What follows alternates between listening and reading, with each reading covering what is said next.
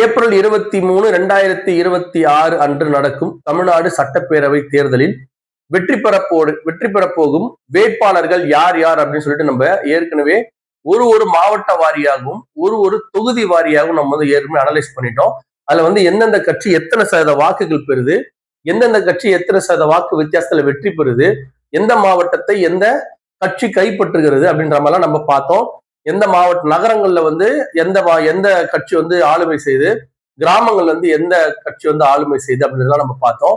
இந்த முறை போட்டி போடவிருக்கும் முதலமைச்சருக்காக போட்டி போடவிருக்கும் 4 முக்கியமான ஒரு கட்சி திமுக, அதிமுக, அதுக்கப்புறம் நாம் தமிழர், தாவேகா, இந்த 4 கட்சிகளை சேர்ந்த தலைவர்கள் முதலமைச்சர் பதவிக்காக போட்டியிடும் இந்த முறை நடைபெறும் சட்டமன்ற தேர்தலில் எந்த கட்சி பெரும்பான்மை பெறப்போகுது, எந்த கட்சி ஆட்சி அமைக்க தேவையான 112 தொகுதியில் பெறப்போதா இல்லையா, எந்தெந்த தொகுதியில எந்தெந்த கட்சி வெற்றி பெற போகுது அப்படின்றத நம்ம சிம்பிளா ஒரு நம்ம மாவட்ட வாரியா ஆல்ரெடி சொல்லிட்டதால எந்தெந்த தொகுதி யார் யார் கைப்பற்ற போறாங்க அப்படின்றத நம்ம பார்க்க போறோம். அந்த வகையில பாத்தீங்கன்னா கும்மிடிப்பூண்டியை நம்முடைய திமுக சற்றேறக்குறைய ஒரு 13% வாக்கு வித்தியாசத்திலும், பொன்னேரியை அதிமுக 2% வாக்கு வித்தியாசத்திலும், திருத்தணியை திமுக 5% வாக்கு வித்தியாசத்திலும், திருவள்ளூரை திமுக 4% வாக்கு வித்தியாசத்திலும், பூந்தமல்லியை திமுக 27% வாக்கு வித்தியாசத்திலும், ஆவடியை திமுக 8% வாக்கு வித்தியாசத்திலும், மதுரவாயிலை திமுக 3% வாக்கு வித்தியாசத்திலும்,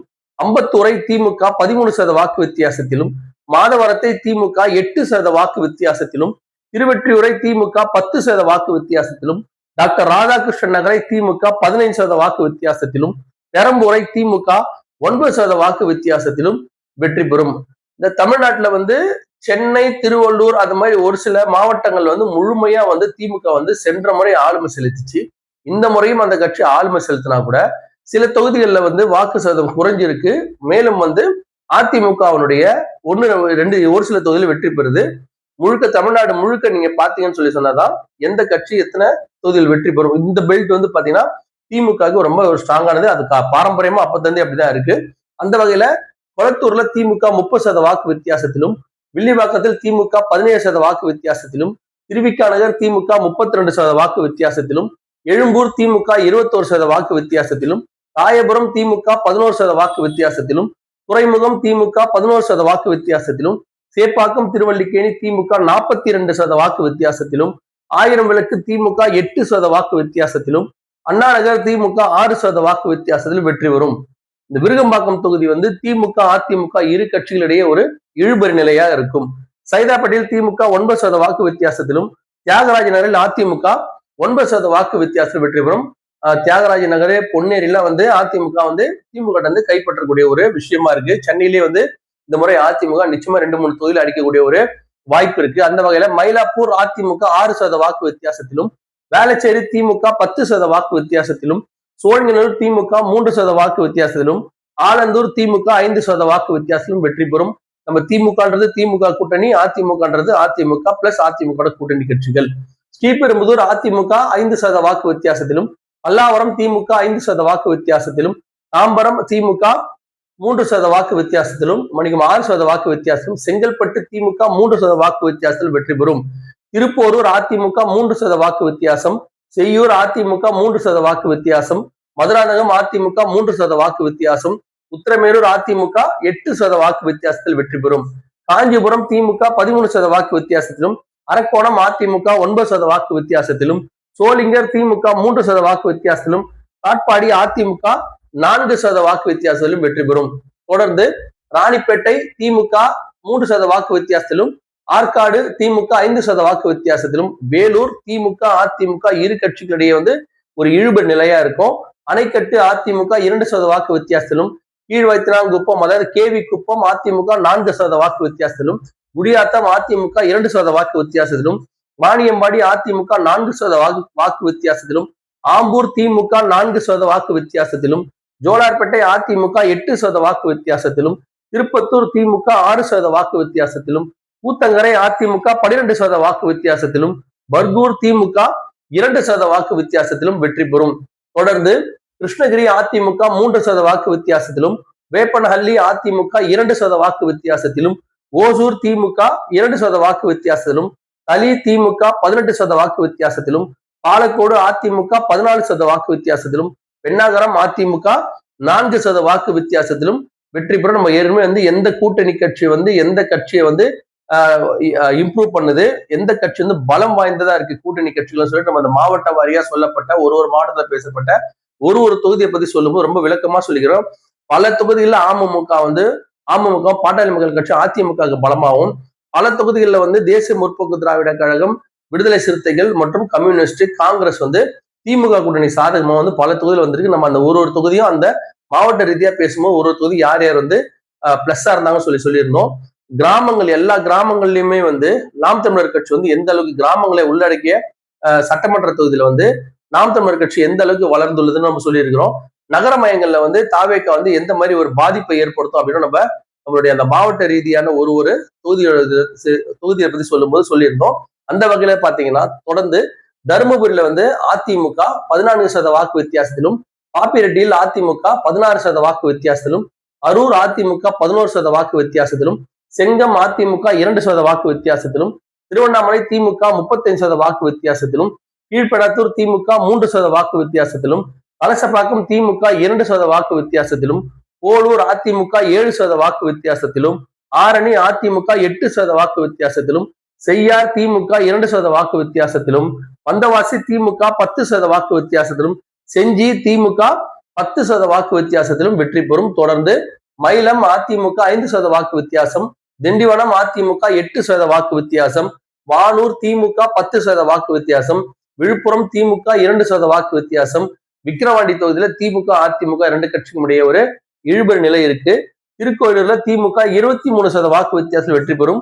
உளுந்தூர்பேட்டை அதிமுக 6% வாக்கு வித்தியாசம், ரிஷிவந்தியம் திமுக 20% வாக்கு வித்தியாசம், சங்கராபுரம் திமுக 12% வாக்கு வித்தியாசம், கள்ளக்குறிச்சி அதிமுக 15% வாக்கு வித்தியாசத்தில் வெற்றி பெறும். அதனைத் தொடர்ந்து கங்கவள்ளியில அதிமுக 2% வாக்கு வித்தியாசத்திலும், ஆத்தூர் அதிமுக 4% வாக்கு வித்தியாசத்திலும், ஏற்காடு அதிமுக 5% வாக்கு வித்தியாசத்திலும், ஓமலூர் அதிமுக 4% வாக்கு வித்தியாசத்திலும், மேட்டூரில் திமுக 4% வாக்கு வித்தியாசத்திலும், எடப்பாடியில் அதிமுகவை சேர்ந்த திரு எடப்பாடி பழனிசாமி கிட்டத்தட்ட 21% வாக்கு வித்தியாசத்திலும், சங்ககிரியில் அதிமுக 1% வாக்கு வித்தியாசத்திலும், சேலம் மேற்குல அதிமுக 4% வாக்கு வித்தியாசத்தில் வெற்றி பெறும். தொடர்ந்து சேலம் வடக்குல திமுக 3%, சேலம் தெற்குல அதிமுக 11%, வீரபாண்டியில் அதிமுக 6%, ராசிபுரத்தில் திமுக 4%, சேந்தமங்கலத்தில் திமுக 1%, நாமக்கல்லில் திமுக 9% வித்தியாசத்தில் வெற்றி பெறும். தொடர்ந்து பரமத்தி வேலூர்ல அதிமுக 3% வாக்கு வித்தியாசம், திருச்செங்கோடு அதிமுக 2% வாக்கு வித்தியாசம், குமாரபாளையம் அதிமுக 13% வாக்கு வித்தியாசம், ஈரோடு கிழக்கு திமுக 15, ஈரோடு மேற்கு திமுக 14, மொடக்குறிச்சி அதிமுக 3% வாக்கு வித்தியாசத்தில் வெற்றி பெறும். தொடர்ந்து தாராபுரம் அதிமுக 1% வாக்கு வித்தியாசம், காங்கேயம் தொகுதியில திமுக அதிமுக இடையே ஒரு கடுமையான ஒரு இழுபறி இருக்கும். பெருந்துறையில அதிமுக 2% வாக்கு வித்தியாசம், பவானியில் அதிமுக 10% வாக்கு வித்தியாசம், அந்தியூரில் அதிமுக 2% வாக்கு வித்தியாசம், கோபிச்செட்டிப்பாளையத்தில் அதிமுக 6% வாக்கு வித்தியாசம், பவானி சாகரில் அதிமுக 9% வாக்கு வித்தியாசம், உதகமண்டலத்தில் திமுக 2% வாக்கு வித்தியாசம், கூடலூர்ல அதிமுக 2%, குன்னூர்ல அதிமுக ஒரே 1% வாக்கு வித்தியாசத்தில் நிச்சயமா வெற்றி பெறக்கூடிய தொகுதிகளா இருக்கு. அதனைத் தொடர்ந்து மேட்டுப்பாளையம் அதிமுக திமுக இரு கட்சியிடையே ஒரு மிகப்பெரிய ஒரு இழுபறி உள்ள ஒரு இடமாக இருக்கிறது. அவிநாசி அதிமுக 16%, திருப்பூர் வடக்கு அதிமுக 3%, திருப்பூர் தெற்கு அதிமுக 3%, பல்லடம் அதிமுக 6%, சூலூர் அதிமுக 11%, கவுண்டம்பாளையம் அதிமுக 12%, கோவை வடக்கு திமுக 10% வாக்கு வித்தியாசத்தில் நிச்சயமாக வெற்றி பெறும் தொகுதியாக இருக்கிறது. அதனைத் தொடர்ந்து கொண்டாமத்தூர் அதிமுக 12%, கோயம்புத்தூர் தெற்கில் திமுக 9%, சிங்காநல்லூர் அதிமுக 5%, கிணத்துக்கடவு தொகுதியில் அதிமுக திமுக ஒரு கடுமையான இழுபறி இருக்கு. அதனைத் தொடர்ந்து பொள்ளாச்சியில் அதிமுக 2%, வால்பாறையில் அதிமுக 4%, உடுமலைப்பேட்டையில் அதிமுக 5%, மடத்துக்குளத்தில் அதிமுக 2%, பழனியில் திமுக 10%, ஒட்டன்சத்திரத்தில் திமுக 18%, ஆத்தூரில் திமுக 36%, நிலக்கோட்டையில் அதிமுக 7% வாக்கு வித்தியாசத்தில் வெற்றி பெறும். இதனைத் தொடர்ந்து நத்தத்தில் அதிமுக 8%, திண்டுக்கல்லில் அதிமுக 2%, வேடச்சந்தூரில் திமுக 5%, அரவங்குறிச்சி திமுக 10, கரூர் திமுக 1, கிருஷ்ணராயபுரம் திமுக 10, குளித்தலை திமுக 9, மணப்பாறை திமுக 5, ஸ்ரீரங்கம் திமுக 3, திருச்சிராப்பள்ளி மேற்கு திமுக 9, திருச்சிராப்பள்ளி கிழக்கு திமுக 11, திருவெரும்பூர் திமுக 18% வாக்கு வித்தியாசத்தில் அந்தந்த தொகுதிகளை கைப்பற்றும். அதனைத் தொடர்ந்து லால்குடியில் திமுக 4% வாக்கு வித்தியாசம், மணச்சநல்லூர் திமுக 9% வாக்கு வித்தியாசம், முசிறியில் திமுக 8% வாக்கு வித்தியாசம், துறையூரில் திமுக 5% வாக்கு வித்தியாசம், பெரம்பலூரில் திமுக 7% வாக்கு வித்தியாசம். குன்னம் தொகுதியில அதிமுக திமுக இடையே ஒரு கடுமையான ஒரு போட்டி நிலவுது. அதனைத் தொடர்ந்து பாத்தீங்கன்னா அரியலூர்ல அதிமுக ஒரு 3% வாக்கு வித்தியாசத்தில் வெற்றி பெறுது. ஜெயங்கொண்டான் 2 கட்சியும் ஒரு இழுபறி நிலையா தான் இருக்க தவிர எந்த ஒரு கட்சியும் வெற்றி பெறுமா தோல்வி பெறும் நம்ம சொல்ல கணிக்கக்கூடிய அளவில் இல்ல. திட்டக்குடியில திமுக 4% வாக்கு வித்தியாசம், விருதாச்சலத்தில் திமுக 11% வாக்கு வித்தியாசம், நெய்வேலியில் அதிமுக 4, பன்ருட்டியில் அதிமுக 3, கடலூரில் அதிமுக 1% வாக்கு வித்தியாசத்தில் வெற்றி பெறும்.